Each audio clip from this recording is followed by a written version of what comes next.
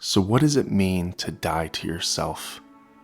I know it sounds strange, but to truly understand what it means to die to yourself, you have to first accept that you are an imperfect being saved by grace and grace alone. The blood of Jesus was pure, and he was sinless. Had the Father not sent his Son to die on the cross, we would have all died because we're as imperfect as it gets. The dying to self means that we have to set aside anything pertaining to your wants and desires and choosing God in its place. If it's not honoring God, you must dispose of it. Keep your houses swept. And no, I'm not talking about your physical house. I'm talking about your body, the temple that God created for you. It is a sacred thing, and it belongs to God, so you must honor it. Dying to yourself is extremely challenging when it comes to self-control. When you're in a routine and rely on the worldly things, it can be extremely difficult to break that. But I have good news for you. It is possible, and you can do it, but you can't do it alone. You need Jesus Christ. What a beautiful name that is. Let's say it again. You need Jesus Christ. If you struggle with addiction, whether it's alcohol, drugs, porn, adultery, there is hope for you.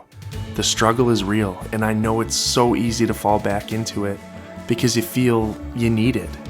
But I can tell you right now that those are the devil's lies. But God's promises for you are so much bigger than the partial satisfaction that you will receive in the worldly flesh. Your rewards in heaven will be great. You can start fresh today. You don't need that stuff. It's just stuff. It's only a temporary satisfaction that will lead to your destruction, but life with Jesus Christ is eternal.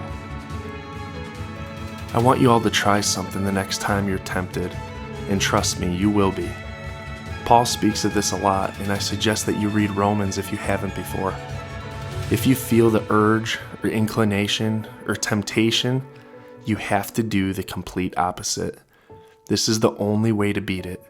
But you have to have that willpower, and you have to know in your heart that Jesus Christ is worth more than anything that you can possibly get from this world. And trust me, you will fall along the way.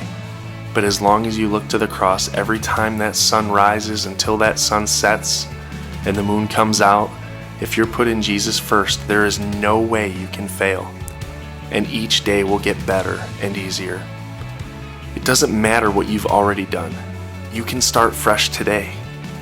You can be in this world, just don't be of it.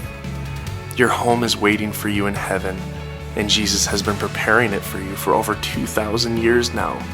And even the greatest things on earth don't even compare to one day in his court. I love you all so much, and I'll be praying for you. You can do this. Just take it a day at a time. And hit your knees when you feel that you're going to give in, and just ask God to change your heart, and he will. God bless you all. Leave a comment if you would like us to pray for you. Or if you've overcome the world, we would love to hear your story.